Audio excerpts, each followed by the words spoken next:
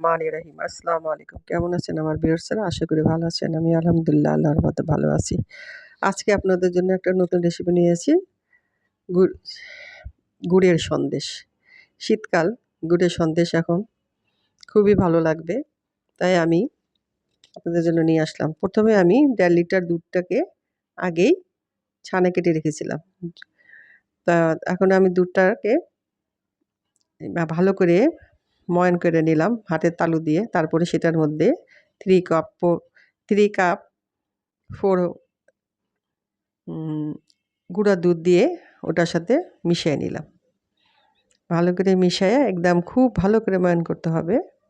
মিশিয়ে তারপরে আমি একটা পাত্র চুলাতে বসালাম, ফ্রাই প্যান বসায়া তার মধ্যে আমি ১ চামচ পরিমাণ ঘি দিয়ে দেব। ঘি দিয়ে দেখি গরম হয়েছে কিনা। আমি ১ চামচ পরিমাণ ঘি দিয়ে দিলাম। এখন আমি 3-4 কাপ পরিমাণই গুড় রাখছিলাম, পাটালি গুড়, পাটালি খেজুরের গুড়, সেটা দিলাম। দিয়ে ২ চামচের মতো, ৪ চামচে ২ চামচের মতো পানি দিয়ে দিলাম এটাকে ভালো করে গলার জন্য। পাটালি গুড়টা গলে গেলে আমি ছানাগুলো ছেড়ে দেব। এই পাটালি গুড়টা খেজুর গুড়টা গলে গেলে আমি ছেড়ে দেবো ইয়াটা।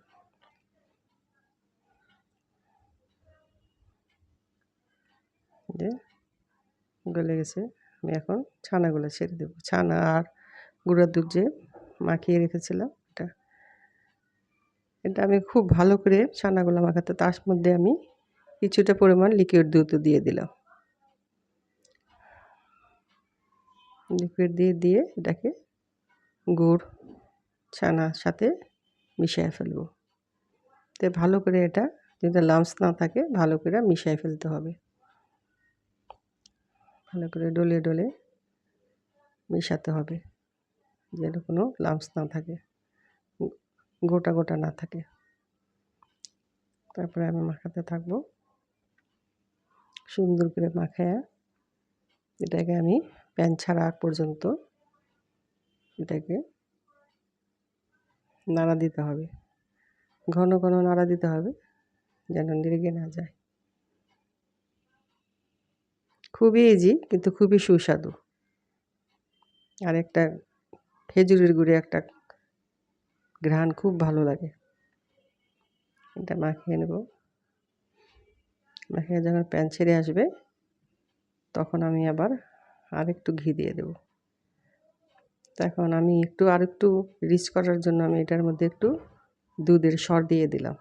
এটা ছানাটাকে আরও রিচ করবে, আরও খুবই টেস্টি করবে।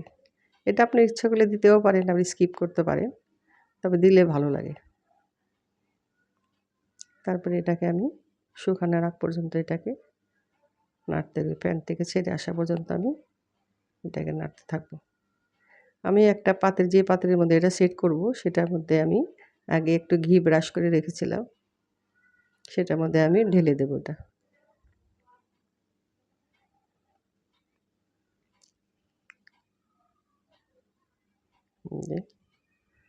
প্রায় এটা রাত ছেড়ে আসতেছে, আর একটু হবে।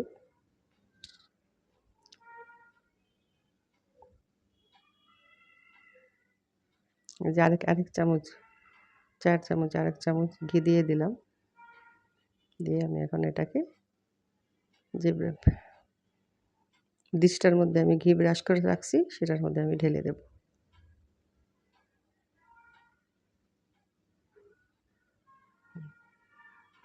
দেখেন কত সুন্দর হয়েছে। এই যে আমি এটার মধ্যে ঢেলে একটু স্প্যাচুলা দিয়ে সমান করে দেব। সমান করে এটার উপরে আমি একটু পেস্তা কুচি করে রাখছিলাম, যে পেস্তাটা ছড়াইয়া দেব।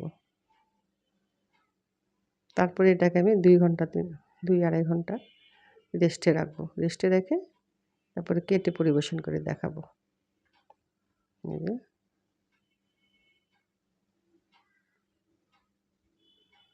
দিয়ে আবার আমি এটাকে আর একটু চেপে দেব, স্প্যাচুলা দিয়ে উপর থেকে আর একটু সেট করে দেব। এই যে দিয়ে আমি এটাকে 2 ঘন্টার মতো রেস্টে রেখে দেব। এই যে দেখেন কত সুন্দর হয়েছে, যেমন দেখতে সুন্দর হয়েছে তা খেতেও খুবই টেস্টি হয়েছে। আমি রেখে এই যে এটাকে কেটে আমি একটা 2 ঘন্টা পরে কেটে পরিবেশন করলাম। পরিবেশন করার পর যখন আমার হাজবেন্ডকে খাওয়ালাম, ও খেয়ে যা সুন্দর একটা রিভিউ দিল, আমার মনটা ভরে গেল। আমার ভিডিওটা যদি আপনাদের ভালো লাগে প্লিজ লাইক, শেয়ার, কমেন্ট করে পাশে থাকবেন। ধন্যবাদ। আর আমাকে সাপোর্ট করবেন।